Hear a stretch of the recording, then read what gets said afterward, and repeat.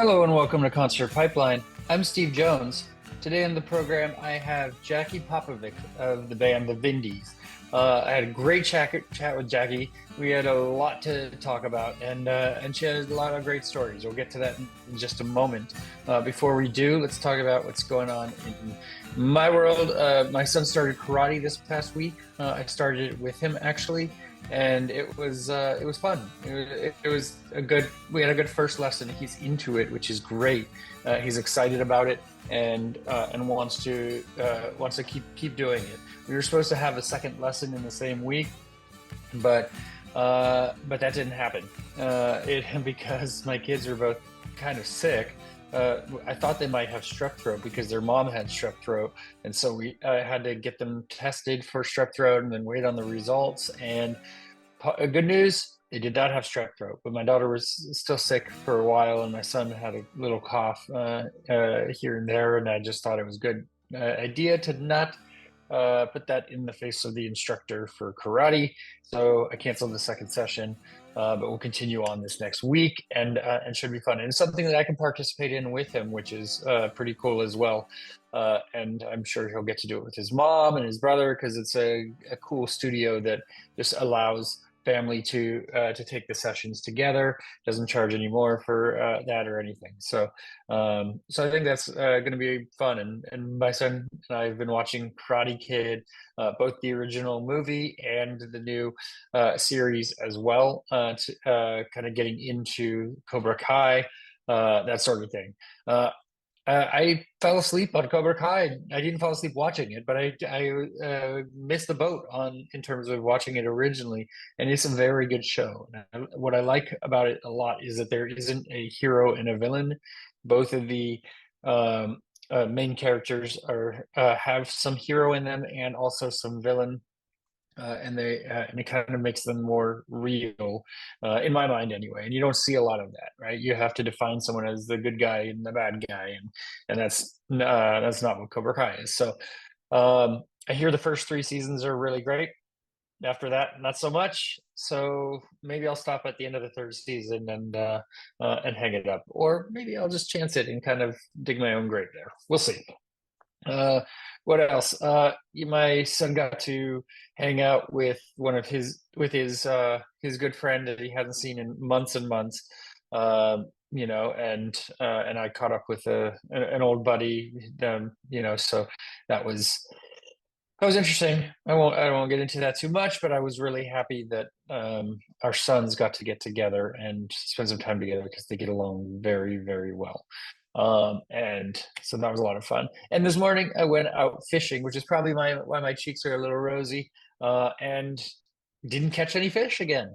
So I don't know. I'm not a great fisherman. I try though, and I enjoy being outdoors and casting and just relaxing and talked on the phone with some friends and that sort of thing, hanging out for a couple of hours and getting out. So that was pretty cool. And so that's kind of what's going on with me. Nothing too crazy exciting right now. I might get out to the ex ambassadors show in San Francisco on Wednesday. That show is at the where is it? The August Hall in San Francisco, and I might be covering that for the podcast. So we'll see if that comes together. Don't have an interview set up right now for anybody in particular, but the show keeps rolling. So we'll keep at it. All right, so let's get into it. Let's bring Jackie Popovic into the program again. I talked to her about her band, The Vindys. We covered a lot, including her latest album called Bugs, and she hinted at some new music that's going to be coming.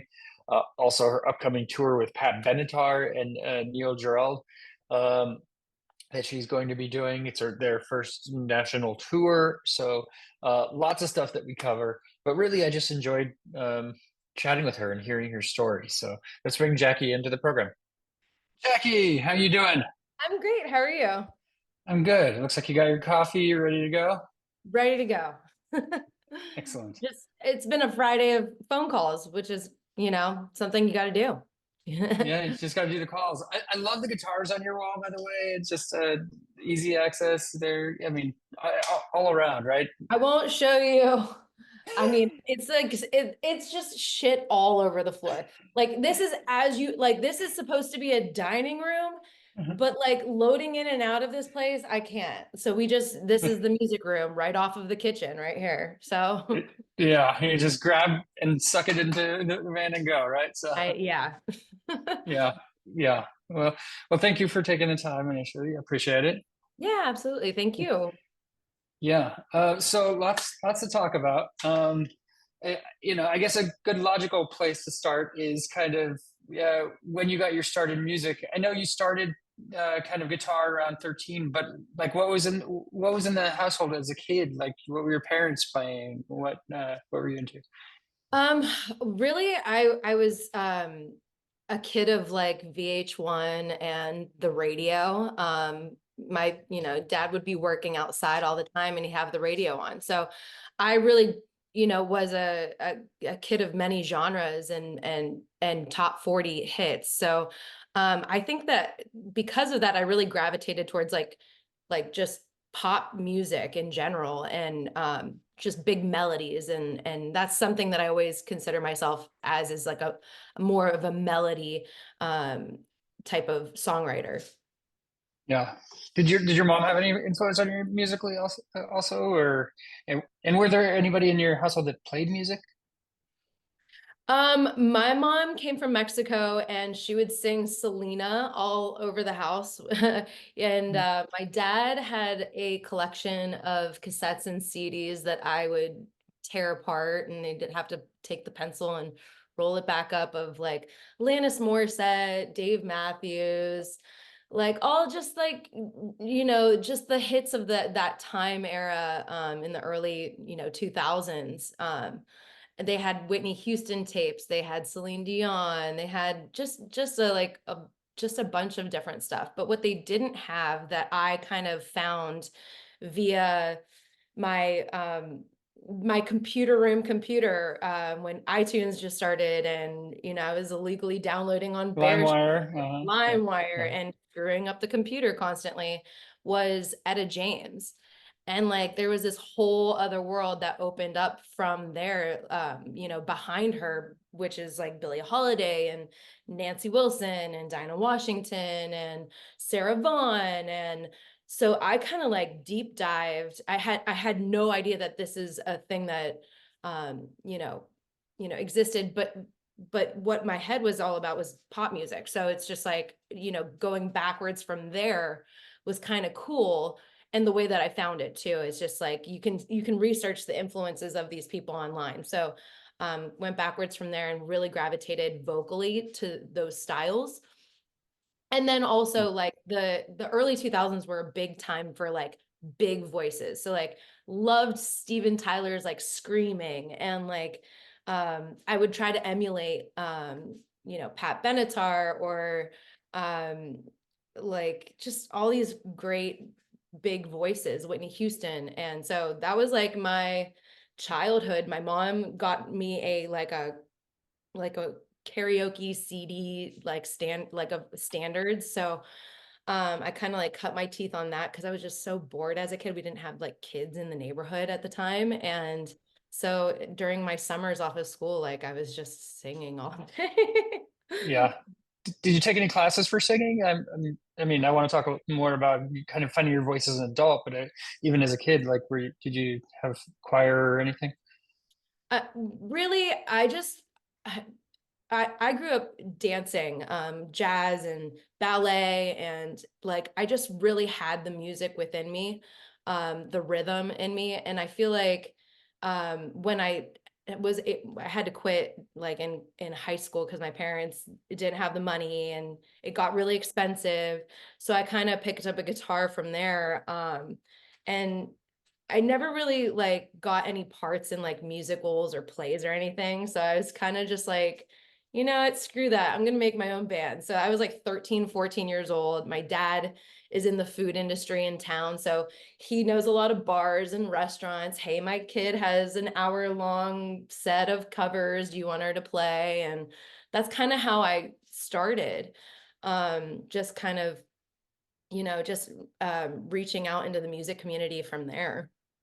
Did you feel comfortable like immediately on stage? Like, or I mean, was there nerves? I mean, did that build up? No. No, I mean, I of course, I Yeah. still get butterflies, but I think that you know, now I'm, 32 now. I've been doing this since I was 13, 14 years old. I think that just with time, I've gotten more comfortable. Like things like this, where you and I are speaking right now and it's for a recording, like that thing is like the scariest thing to me. Like public speaking, like I can memorize songs, I can lyrics, everything, get up in front of thousands of people. But it's like the banter in between songs. It's that stuff that took the 10 plus years for me to like really be comfortable with. And sometimes I mess up too. And it's just, something that, sometimes it's like I can't get my point across or something. That's like when it's like really scary. But other than like the banter or like public speaking, I feel really comfortable with my music. Yeah, that's cool. Well, I hope you feel comfortable in this interview. It's just a conversation, and it's all about you. So Not, I have a Snickers somewhere. I'll chew it over with a Snickers. it's good. Feel free to break into it anytime. So, um, who gave you your first guitar?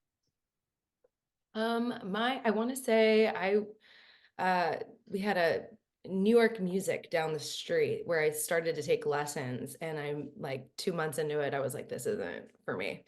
Yeah, That's where I bought my first guitar. It was janky, $100. I don't even know what it yeah, was. yeah. I've had my breed love now that I have not gotten rid of for a long time. It's not down here, but I still play it and it's got holes in it and it's like coming apart. But it just feels good in my hand. It's kind of Yeah. like a house that you just like it's really lived in. So I take that with me. I have several others, but these are all Rick's behind me. Rick Yeah. Deek is the co-songwriter of the Vindys as well, and he has a long history of buying and selling and collecting, and yeah, there's a lot here. Yeah, yeah. And, so you were pretty self-taught then on the guitar because the lessons didn't work out. ultimateguitar.com, Yeah, just like looking up chords and stuff. So as soon as I figured out how to play two chords, like I started wanting to write music or just like learning like, easy songs to do. So as soon as I learned a couple of chords, that's how I got started. So mainly for me, I consider myself, I don't consider myself a guitar player. I don't consider myself a keyboard player. But I use what I know, the little that I know to help me write songs. yeah. And so was it always guitar for you, or were there any other instruments that you dabbled in as you were kind of learning music? Yeah, I really gravitate to the drums as a singer. And because I'm really percussive in the way that I sing and rhythmic. So it's always been, I'm not that I have learned drums, but it's something that I've always wanted to do. And I've actually thought about taking lessons recently, but guitar is like the easiest thing. You can just carry it around and hop anywhere. I was doing open mics when I was younger and just traveling with a keyboard sounded, difficult. So Yeah, yeah. yeah. And so the Vindys that started with you, John, and Rick, right? Who were the three that started the band. Yeah, absolutely. So I actually met John in 2013, 2014. They were playing downtown at a restaurant, and I just thought that they were so talented. There was, different players at the time, but John and I have known each other for 10 plus years now. Rick came in on the first full length 2017 when I was kind of stuck in a rut as far as songwriting at the Mm, time because I was really trying to have a cohesive sound and I kept struggling because I love so many things. And when he came in and we started writing like country music of all things, like really twangy Dolly Parton-esque type stuff. Civil Warsy type stuff. That kind of like got me thinking about how I want to imagine like a Vindys full length record. And even when we released the record, it's still, you can still hear all those genres kind of melding into the thing. And I've just really learned to accept it at this point. I'm kind of all over the board, and that's what I do. But I do love the records of the 90s and the early 2000s that you never get like the same kind of sound off of, you know, each song on one album. I really like if an album is gonna sound all one thing to me, it gets a little stale. So I'm cool if we get, different vibes off of each song. Yeah, yeah, for sure. And you self-produced your first EP, Red Wine. I mean, tell me kind of about that process going into that, and kind of that you didn't have any other kind of music that you had made outside of the Vindies beforehand. This is like your first band that you did, right? Right. So like I graduated from music production school down in Florida. Came back in 2012, noticed that there was really not a scene in like, at least in Youngstown, Northeast Ohio, that I could really like step into. Everybody was doing tribute bands, cover bands at the time. And it's just, I've always heard the legend of what Northeast Ohio used to be, of like rock clubs and these great venues and, a lot of national acts coming through. Um, it seemed to die, at least in this point in time. And so we were doing the cover band thing when I met John, when we started to like slip in like our own songs here and there. And we wouldn't tell people. We would just kind of just like, and then people after like a break would be like, what was that song that you were playing? That oh, we wrote it. Like, I wrote it and da da da. They're like, you should record it. So we recorded it in a couple basements at the time and put it out ourselves, and got picked up by AAA radio at the Summit FM in Akron. And at that time, we just noticed a complete change. Like people wanted more of our original music. So then that's when we were like, maybe we should switch over. And that was we don't know that world. But once we did, I felt like you closed some doors as far as like money goes, because, the wedding bands, cover band thing pays really well, but you also open up other doors at the same time. So it was, 2017 was just a huge shift for us. And since then, I feel like the local environment for music has really, we've been kind of like seeing other bands pop up that we're able to, and venues too, since then, to support original music. So now I feel like there's like a thriving community in Youngstown and Akron, and a lot of it has to do with the radio station over there too. So I give a lot of credit to the Summit. Yeah. Do you remember the first time you heard yourself on the radio? Yeah, you never forget it. I want to say it was a Red Wine from the EP that was played at the Summit, and Jim Chanot was the one that, and he has since passed away, but just I remember being in the studio for the first time too, talking about the band, and um, hearing it on the radio is just like no other. It's just really great. Yeah, really proud moment, huh? Yeah, Yeah. yeah, absolutely. Yeah. And I know your dad's been supportive of your career. Also, I'm sure your parents have been supportive, like as you've been building up, right? Yeah, both of my parents have been really supportive. My dad comes to a lot of my shows. Right now, my sister has 4 children, so like it's really busy over here. But yeah, it's been, ever since I started playing, it's mom taking me to band practice all the way in Cortland. I drive an hour and a half in my first band. Um, Back then, and but yeah, it's been just something that I've always done.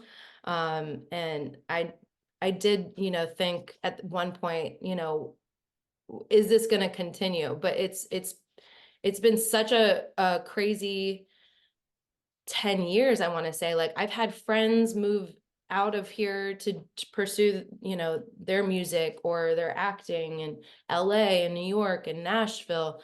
And you always think in the back of your head, am I really gonna try to do this from Youngstown? Like, you're out of your mind. You're delusional if you think that it's gonna happen from here. But like, then, you see like proof of ESPN calling us for our song, and Tribeca, reaching out and saying, "Hey, your music video is cool. You want to come up?" And it's like, why not? At this point with the help of technology, everyone's doing it from home anyway. Yeah. So I feel supported by this area too. So and I also love the fact that we're really central to um, a lot of major cities. You're 6, 7 hours from Chicago. You're 6, 7 hours to New York, Toronto, 8, 9 hours to Nashville. So you can hit so many markets from Youngstown, which is like the same reason why Youngstown was a big steel industry town at one point in the day. So we're kind of using that as, especially for it's so important for bands to tour anymore. So that's where you're making money more so than your music. Although I feel like the vinyl records are coming back, which is great news. But yeah, so for us, Youngstown has been our little hub of, where we're coming in and out of. Yeah, and you mentioned Tribeca, so let's talk about that for a second. Like, you Bugs got into Tribeca, and tell me about that experience. You went to the festival, right? Yeah. Okay, so I'm a big movie buff, like, and I love short films. I went to my first film festival in Napa, of all Mhm. places. Yeah, I really wanted I'm to. from Napa, so I'm Really? So they yeah, have the Napa Film Napa Film Festival, Festival. Yeah. and I want to say it was like 2013, 14. I really like the animated shorts. It's like my favorite part of any film festival. So I went to it, and I just love film. I love cinematography. I love talking about the process and this and that. When we did Bugs, I had no idea that the director, Peter John Campbell, was even like putting in our name for any festivals. Apparently he was doing this on the side. And so when he called me and said, are you ready for this? Tribeca just called. I was like, when did you, what? How?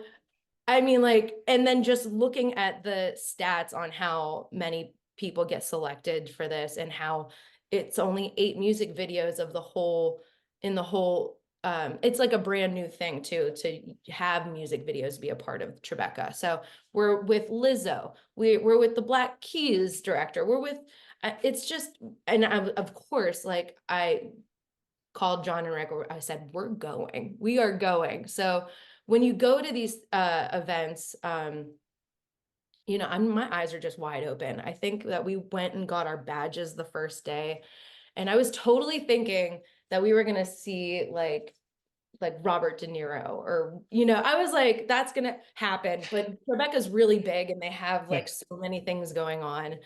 So you Um, didn't see De Niro, or I didn't see De Niro, but I got to see David Letterman okay? talk with John Mellencamp, which was a very interesting conversation. I imagine. Yeah, I imagine that's interesting. Just like the two Yeah. attitudes like together are very interesting. So that was really cool to see. What else? I saw there was the actor, the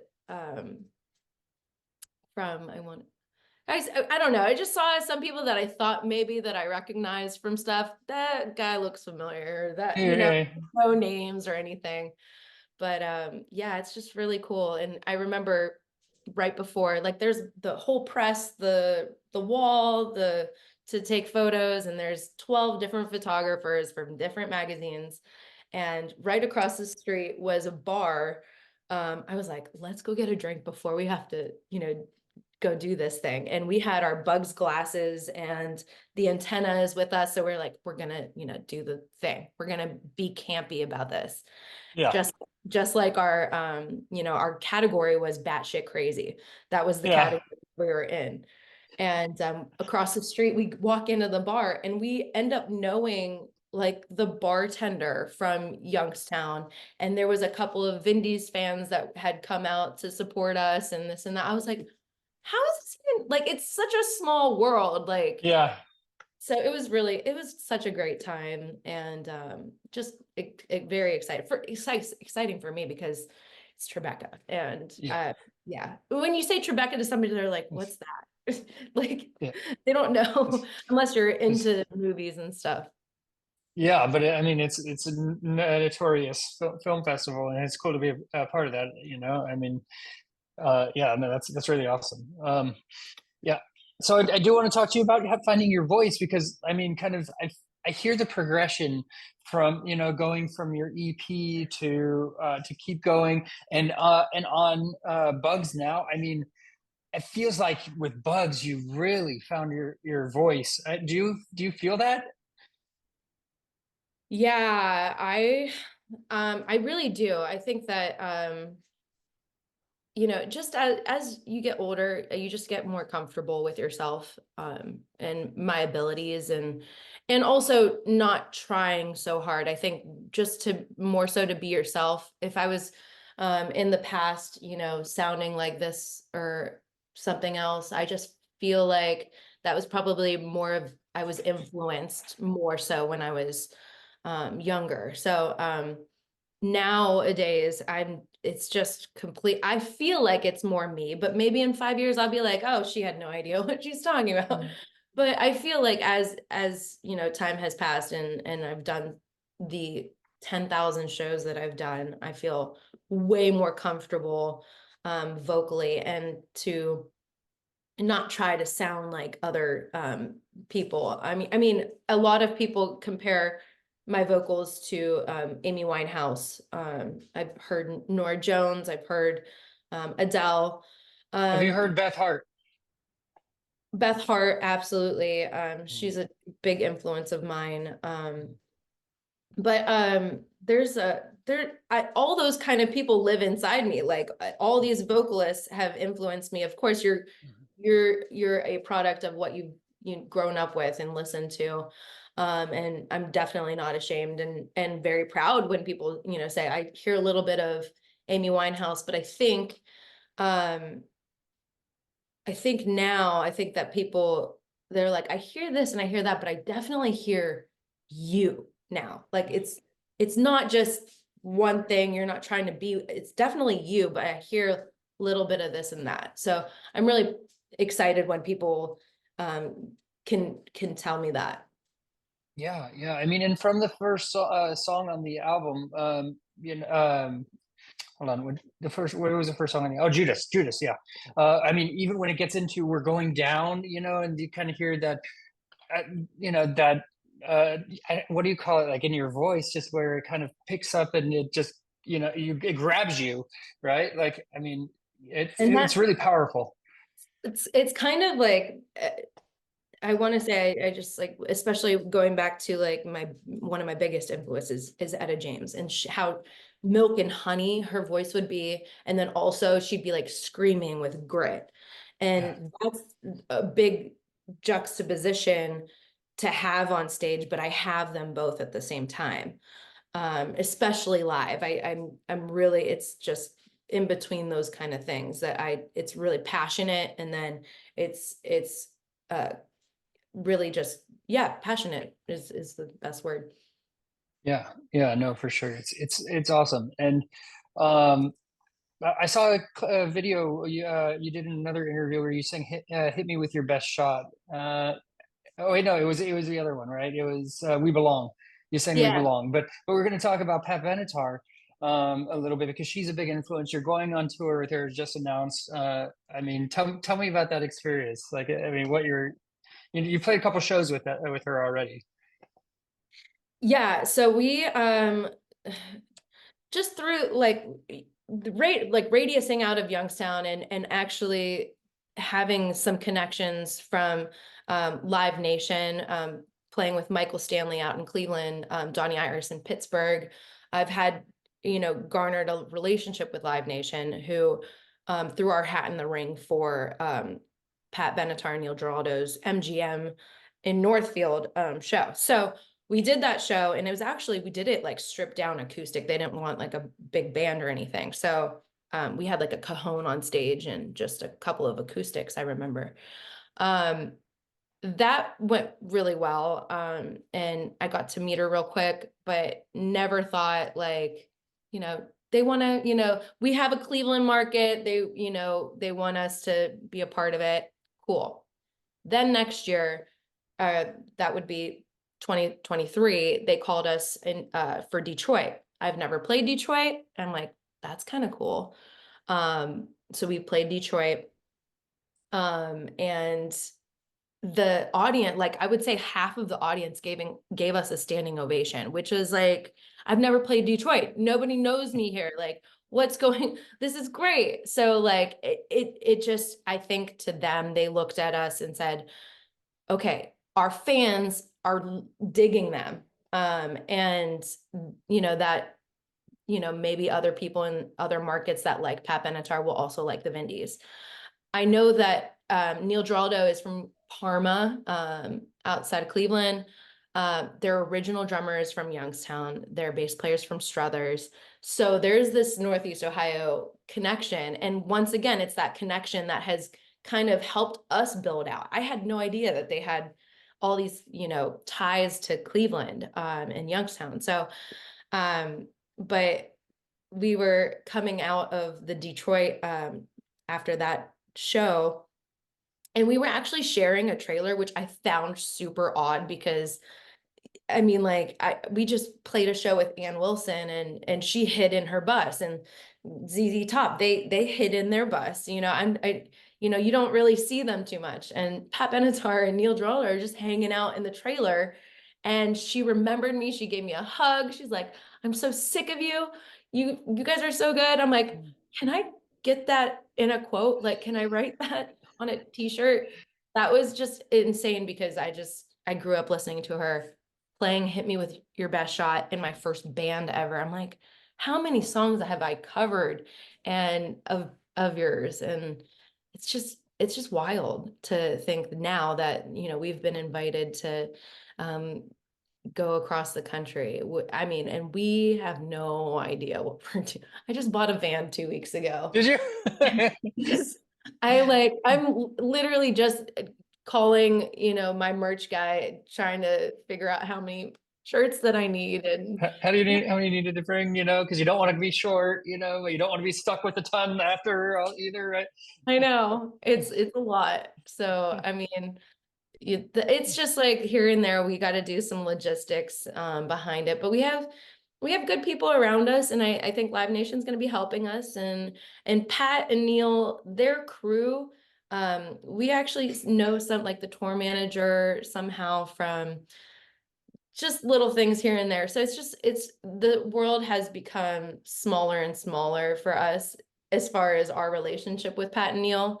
And I could probably bet that we know some of the same people, like some of the same names, which I'm really excited to hopefully get to talk to them more. They seem like a family unit, which is basically what the Vindys are too. Like we're very like family oriented on stage. You can see how much fun we have. It's not like me and then the band, or like me and John and Rick and then just like a backup band. Like we really are, friends, and we hang out together. So it's very similar in dynamics to what I see with Pat and Neil too. So just good people on the road. Like, what more could you ask for? Yeah. Did you get to tell Pat about how much of an influence she was about you, or no, you just kept it? Okay. I mean, like, I will Yeah. maybe, but like like, I remember shaking Nora Jones' hand in 2019 after her set in Brooklyn. It was at a very small bar. in 2019. I don't know how this happened, but it was $25 tickets and we were going. It was the dead of winter. I was like, I'm going. I don't care. And I like she's coming out and I just said, great show. And what I wanted to say was, you have no idea what you've, done for me. Just her voice and her songwriting and playability. And it's just, such an inspiration to me. And but when you go in front of a celebrity, you just realize that they have no idea who you are and you don't want to freak them out. Yeah, So yeah. And also they probably heard it before once or twice, right? So yeah, exactly. Yeah.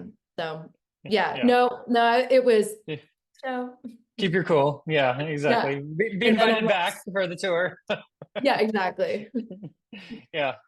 And so you got the van, you got the merch, and I mean, I want to talk more about the band dynamic, but any other preparations for this tour that, I mean, this is going to be your biggest tour so far. Yeah, so it's as it happened, the tour, I mean, it's crazy. It's like we got the call mid-March and then it was like off to the races. Okay, you guys are good.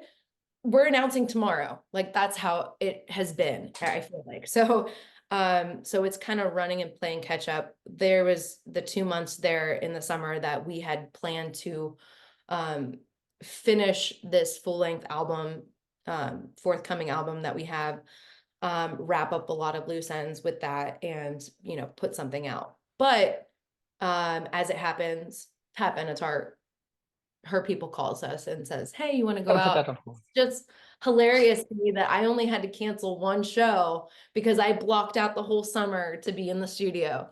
So now playing a little bit of catch up, I'm, getting in the studio on Tuesday to finish a single that we're going to release off of the forthcoming album. When that is, I'm not sure yet. But there will be a music video that I'm also planning to release as well. So there's a lot of things. Yeah, a lot of moving pieces. Can you say the name of the single? Yeah, Elton Glasses is Okay. like Elton John. Yep. Yeah. Yeah. Nice. Nice. Nice. Mhm. I like it. I like it.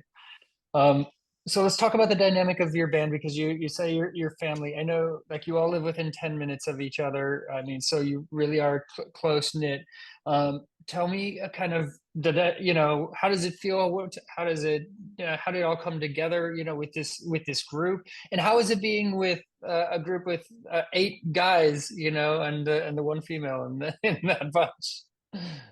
I don't know. I'm just used to it, I guess. But the band, I give a lot of credit for the like the way that my band has the dynamics of the band for I give credit to the Dana School of Music at Youngstown State University. That is a classical music college, but they also have jazz studies, composition, this and that. And so the first I would say the band has kind of gone through a couple changes in and out, family, here and there. And so, but everyone has come out of Dana through their jazz studies and program that they have there. And it has really given each of the players this like crazy sense of improvisation, and they're able to follow if we give a nod over, okay, let's take it, couple more measures and let's do, a solo, like let's, hand it over. So there's a lot of on a live stage when we have our own show going on, we really just kind of like let ourselves be free. And I will say that's because of their huge, vast knowledge of how music works. They all are, improv masters. They can read down charts, which is super helpful. I can't. I tried to go to the same college and it wasn't for me. I went for live music, or I went for music production instead, because I wanted to have the vocabulary behind me when I got into the studio, because we had been producing ourselves and this and that. So that was very important to me. But the guys are all band leaders. teachers, professors, adjuncts in music. So it's really helped, you know, to have the vocabulary between everyone to kind of like know what we're doing at any point. And the feels, like there's not just one feel that the drummer has. He can do like a calypso thing, or he could do, you know, brushes and this and that. So we really have the option to go anywhere. Yeah. It's great because I write different all the time. Oh, for sure. And so where did the idea come to have a full, I mean, such a large band? I mean, and is it sustainable to bring the whole band on the Pat Benatar tour? Is that happening? Yeah, you know, for me as a vocalist in coming from like a jazzier background, and I have two guitar players that are pretty heavy in the way that they play, and their rock icons are Van Halen and AC/DC. And so I think that, you know, just like I said about the juxtaposition between the gritty and the milky soothing, like between those things, I thought that I needed a horn section to kind of balance out that like heavier side of the guitars. And um I prefer to have the horn section with me, but we haven't always had them. I think it was more that, oh, we can afford the horns this time. Cool, let's do it. And like, so it's kind of evolved like that, but more and more I just realized that, you know, it's everyone's favorite part of the band too. So everyone loves the horn section. Oh, for sure. So they are coming with you on the tour. No, they're not able Oh, to. Well, it's just it's too many people. So yeah, we have yeah, it's too many people, and you know, just to for the sake of in and out of sound checking and making sure that we're not in their way, we had to scale it down a little bit. So it'll yeah, be a little bit more of a, I want to say, a rockier version of the Vindys, but I'm sure we're gonna you know, kick it to the keys and the bass player to and the guitar to pick up some of those horn parts. yeah. You're hitting the West Coast, and you did hit the West Coast a couple years ago as well. You played Brick and Mortar in San Francisco. What do you remember about those shows? Um, I guess it was the first time that we were all in a van together for like longer than, you know, the 6, 7 hours that we, you know, take to New York. And so, I mean, there is a little bit of a dynamic of like, okay, well, and it was only a week. So I don't have like this tour is going to be much longer. So I think that we just had a blast. I mean, LA was great to us. Carson City, that was I don't know why I was sleeping on that city, but that was such a fun time. I think that they, I think they bought us out, like all of our merch. It was Wow. crazy. Yeah, Carson City, was such a, I mean, I've never thought about going there, but it's like up, I think by Lake Tahoe. Yeah. The one thing I will remember is on this tour to bring eye drops, chapstick, moisturizer. It's so drying out there, and I thrive in such a humid environment as a vocalist. So when we went out, I remember it was San Francisco, which was elevation sea level, and then we had to drive the next day to Carson City, which is elevation, I don't know, 5,000 feet or so. Everyone was like car sick, I remember. And we were like, what? Like, when we got to Carson City, they're like, yeah, it's the elevation. You guys need some Gatorade. So we Yeah. like we had Gatorade on stage. Like we're like just sit like I don't know if we Oh. were over or whatever too. So that didn't help. But yeah, I just remember like elevation matters. It definitely matters.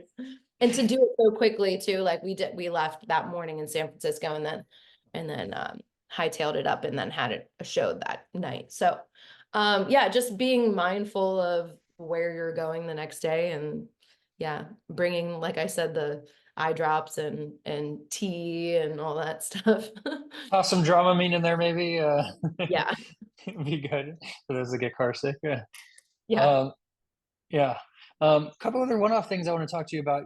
Singing the national anthem at the Skag Power Equipment. Like, tell me about that like experience. It looks so like such a cool experience to be out there and just in front of that huge audience singing the national anthem.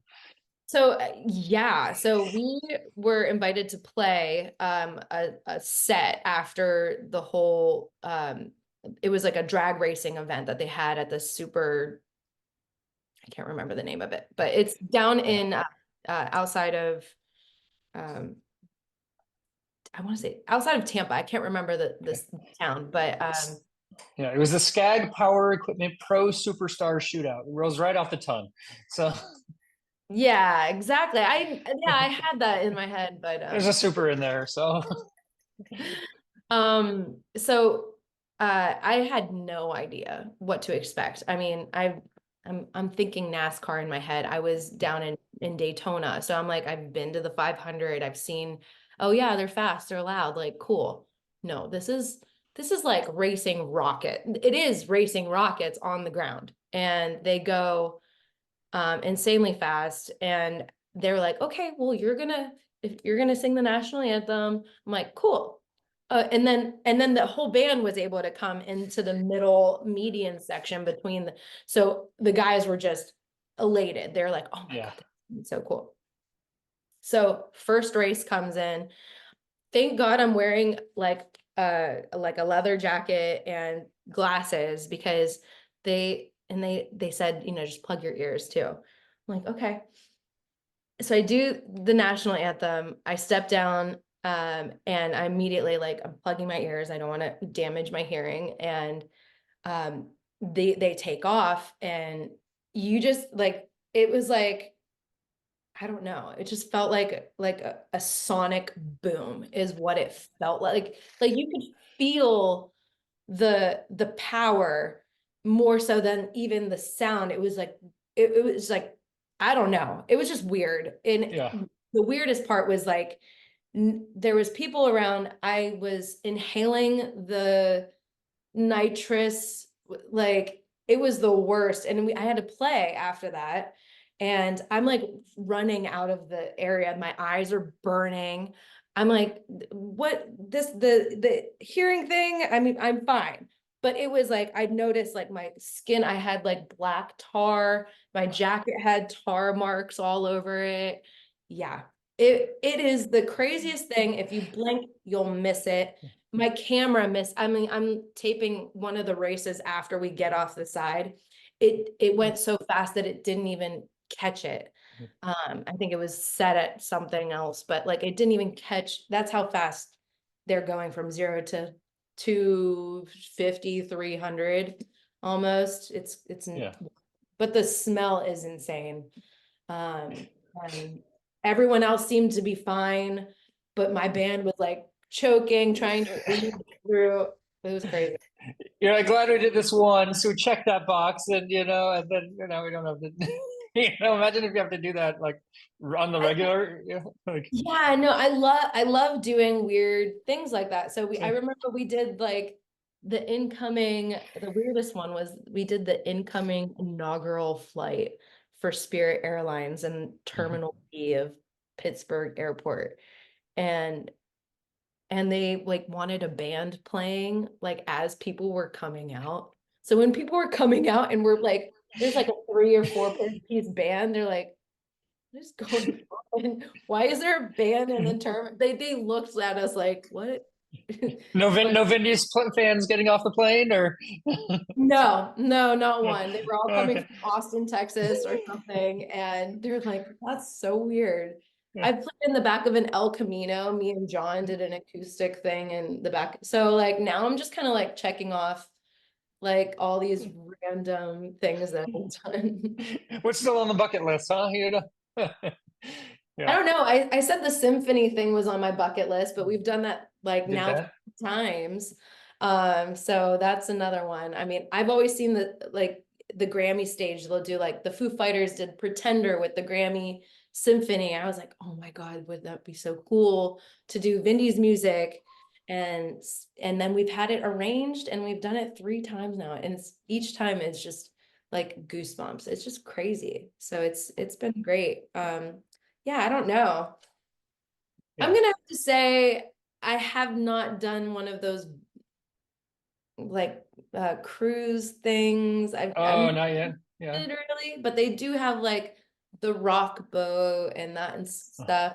I have yet to do music on a pontoon Um, boat. Like let's do put that on the list, right? something. Yeah, Gotta make that happen. gotta That's do pretty cool. something on the water. Yeah. Um, you were asked to be part of the Gaslight Cafe. Tell me about that. You're going to be Carolyn Hester. Uh, Yeah, what's involved there? the night after we just did our symphony tour in Youngstown at Powers Auditorium, we Rick and I flew out to New York and did a like 4 hour rehearsal from like noon to 4 and then had a performance last Saturday um for the Gaslight Cafe. And what I didn't know is that they had Bob Dylan's first manager come out and speak beforehand, and she was telling us how she hates the movie Llewyn Davis. And she said how much of a community compared to what the movie described what it was back in the 1960s, and managing Bob Dylan and their relationship. And it's really cool to hear from somebody firsthand of what the Gaslight Cafe was. Um, yeah, no, it's I mean, I've never been a part of like a musical like this, like professional. The soup Nazi from Seinfeld, Larry Thomas, he was the director of the show. And yeah, so there was, I mean, for me, they told me they wanted me to have longer hair, so I had to wear an itchy wig and wear some 1960s garb. And Rick and I, he was like backing me up on guitar, and I was playing the rhythm, and he was doing some soloing. And yeah, Carolyn, I don't know much about Carolyn Hester, but she didn't have like a large part. I did like kind of ad lib a little bit of a country accent and said, hello, everybody. Welcome to Gaslight Cafe. Something like that. So it was just fun to like meet new people and be a part of it and hang out in New York City with some of our friends after the show. So yeah, I don't know what their plans are. You know, with these Broadway showcase shows, they do a lot of those like small things all over the country, and maybe they're getting funding and maybe they get signed to a contract for something. So hopefully you know, to see that show happen more would be really cool. And you know, I was just a very small part. I didn't have any lines or anything, but yeah, Yeah, it's cool. we had fun. Uh, Yeah. yeah. And as we wind down, can you tell me anything about the album that's in progress as well? Like, where is it taking you? I know you're in the middle of it, but like, what's the feel you're going for? How do you grow from bugs? Yeah, so you know, as we've kind of had bigger and bigger shows and played some more music festivals, we've had such a fun time playing outdoor venues and noticing that like we don't have a ton of like dancey songs. So I kind of like ever since COVID too, I feel like I've just been kind of wanting to lose myself in like dancing and you know, the music. So it's kind of going to be in that vein of just, you know, having fun and wanting to get up there and dance. So I will say a little bit dancier of music is probably, I mean, in this song, especially Elton Glasses is going to be a good example of what you're going to get off of the next record. Okay, and look forward to hearing it too. So, last question for you, Jackie, and then I'll let you go. what's your favorite concert that you've been to, or even played? Um, my favorite concert. I said, oh my gosh, there was one recently that oh, okay. All right. I know. So I really liked recently, I liked The Smile, Tom York's new band. Uh, Okay, yeah, but I'm like really picky about the way that I see artists, because I want the venue to be appropriate for what they do as well. So Agora is probably the smallest room Tom York has ever, been in for the last 20 years. But to see him and Johnny Greenwood in their new iteration, the Smile, at Agora, which is not a large, that's, I think it's the smallest in capacity of their entire tour that they went on just recently. That was trippy, and the lights and the production and the music, I've never heard the Agora sound that good, because I usually don't like the Agora for rock bands, and that because it gets muddled, but they tuned that room so well. It was fantastic. Nobody moved. Nobody went to the bar. The entire time they were fighting to keep their spot. And it was crazy. So that was amazing. I also had like a life-changing experience watching Nick Cave and the Bad Seeds at Carnegie Hall in Pittsburgh. So yeah, that was really cool. So I that's love shows, and I did not expect it to be like that. It's something. And like the night before, I remember Nick Cave. I was like 4 rows in front of the edge at a YouTube concert in Heinz Hall or Heinz Field, and that wasn't even as cool as Nick Cave and his godlike demeanor in front of his most loyal fan base. And we're not even in Australia, which is where they're from. And so that was crazy. What A favorite thing I've played though. Um I don't know. I always go back to, I mean, it's still, for me, it's kind of when we like kind of stamped ourselves. We did like the release, and we played Federal Frenzy in Youngstown. It was our hometown show. And we didn't even headline it. It was like we were the direct support for like Judah and the Lion or something. But like I could just feel like the magic right there. Like it just like the switch turned, and we like finally were gonna be an original band, and like that moment, that was really cool. So I still love that as my favorite Vindys moment. that's awesome. That's awesome, and it really marked that kind of turn for you as well, right? I mean, kind Yeah. of like this is real. It's happening. We're moving forward. That's so Yeah. cool. Yeah. Yeah. And cool to see bands in a much smaller place than they typically play, because you always feel like when you get that opportunity, you feel like you're part of something special. I mean, it's pretty cool. Yeah, absolutely. Like I said, the venue is very important. I Yeah, usually hate arena tours. I really don't like, it's usually because I want the sound to be good. yeah, yeah. Uh, yeah. So I'm with you there. And I mean, like arena shows also, they're like impossible to go to now either, because I mean it's just so expensive to go to a show like that. Like, if there is someone that you want, I mean, I like the theaters and clubs much better, also. but if there was an arena tour that I was gonna go to, it was definitely you two. Yeah, yeah, of course, right. They're good. I mean, I saw them in 2001, and I mean, they put on such a great show. Like, I mean, What tour was that in uh, 2000? Elevation, Elevation. Yeah. yeah, No Doubt opened. It Oh was wow. Yeah, it was incredible. I was interning at a radio station then, and so I was like, I got a ticket pretty far back or something for the first night, and then that day they opened up floor tickets for the next day, and I got there at like 7 a.m. and got like a wristband to get in the heart. I was in the center section of people saw up close and everything, and got to shake Bono's hand, and Gwen sang to me and all this. I was I was 2 people back, like I was there in it, and it was pretty incredible. So I yeah, love Stefani so much. She's yeah. another of my influences too. I was a big No Doubt fan, and like watching them reunite at Coachella was, I mean, it just hit all this nostalgia stuff, like that was there, and I'm like, man, if they say they're going to tour, it's like, okay, take my money, sort of thing, right? I'll take back everything I said about the expensive arena shows, but Right. Yeah. yeah, Absolutely. yeah, but who knows if that's going to happen? I don't know.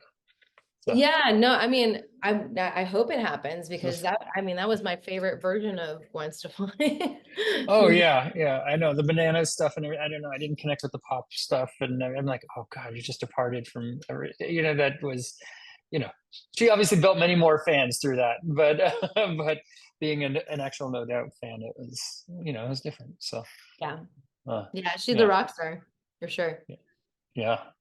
Well, Jackie, thank you for taking the time. I appreciate it, Oh, and to dig, I really dug getting into your music, and hopefully I'll be able to see when you get out here on the West Coast and everything too. I know you're going to hit San Jose, so maybe yes, please. Yeah, please come out. that was my interview with Jackie Popovic of the Vindys here on Concert Pipeline, and that takes us to the final segment of the program, the music news.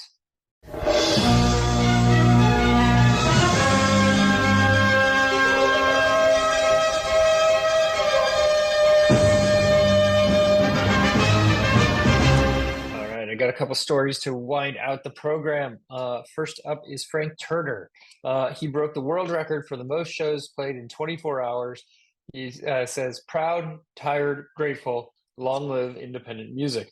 I'd been following his story because I follow Frank Turner. I've interviewed him a couple of times on the program over the years, and he's great. He has so many great stories, and he's a great interview, and always fun to chat with him. And I mean, he had an album a couple of years back that I freaking loved, and my daughter got really into it. Also, it was a lot of fun, but he was taking the challenge in honor of the Music Venue Trust, playing every show at an independent venue with all tickets sold by independent record shops, and all of the shows sold out.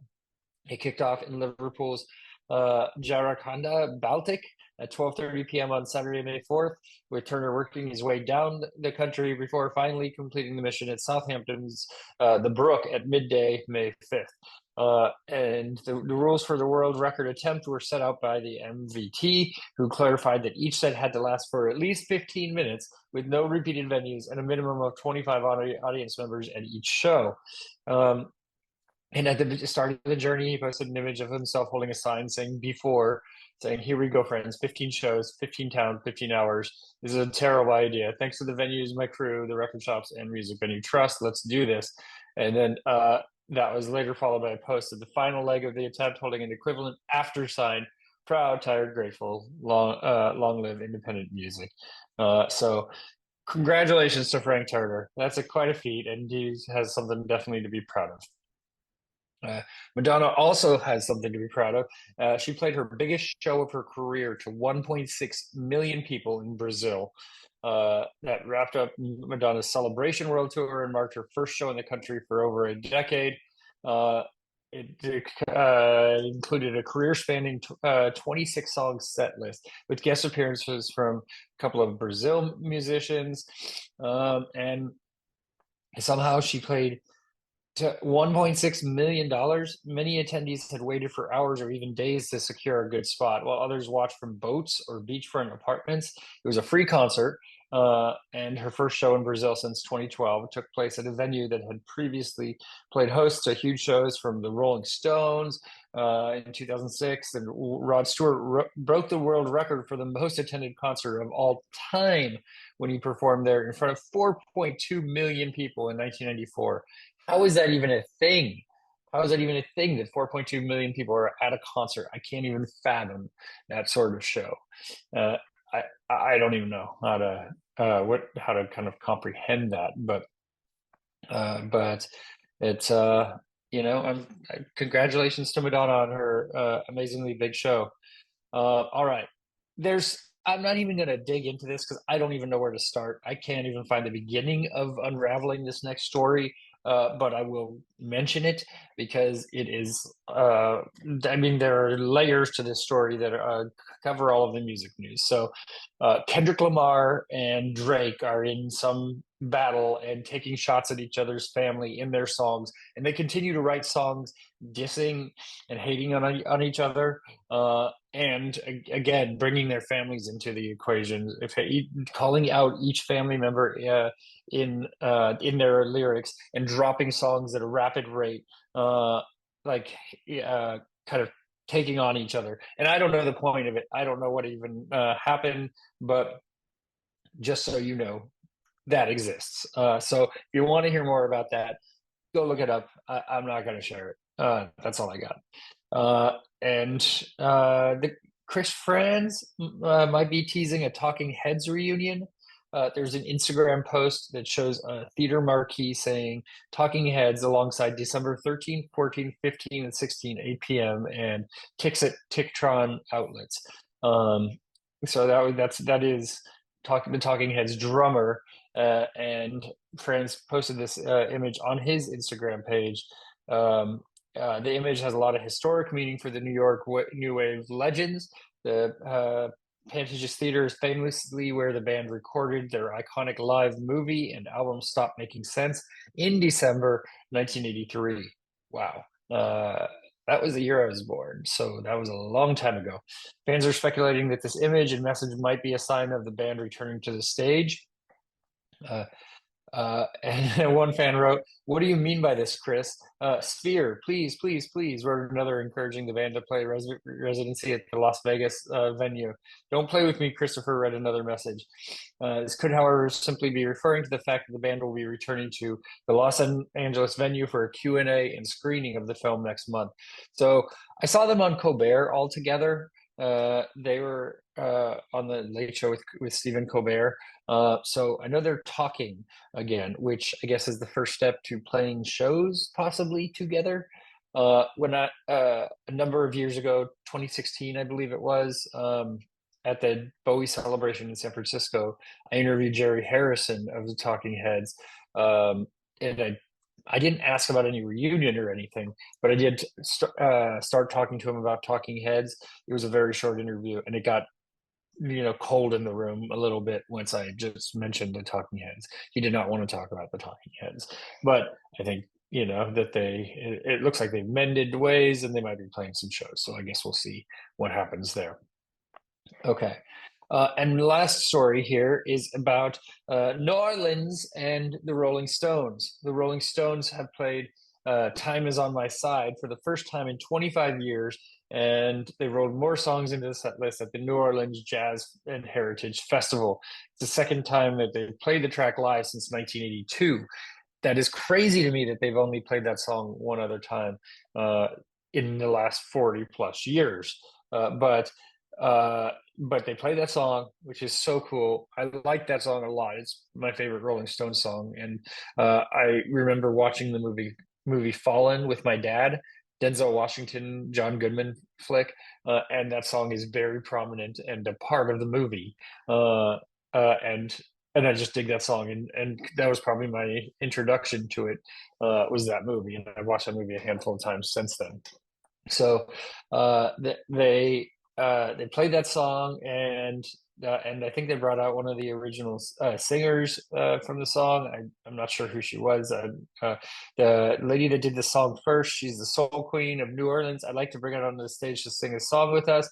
It was who was it? Thomas. I can't. Irma Thomas, excuse me. And it took place exactly 50 years after they recorded the cover of the Jerry Ragavoy track. First time performing the cover since '98, second time since 1982. So I guess it was a moment for them to play together, and that's how it came together. And so I watched some video of it, but then I also texted my buddy Jens, who used to co-host this podcast with me, and I knew he was at that show, and I knew he had seen the Stones but I had to pull information out of him, and I'm like, dude. I sent him the link to the story. Really? And then he sent me a video clip of part of this song. not the perfect chorus or anything, but a clip of the song. And so we're going to close the show out with this 30-second clip that Yen shot from this performance, this historic performance from the Rolling Stones of "Time on My Side." So that is our show for today. For all of us here at Concert Pipeline, I'm Steve Jones. We'll catch you next time.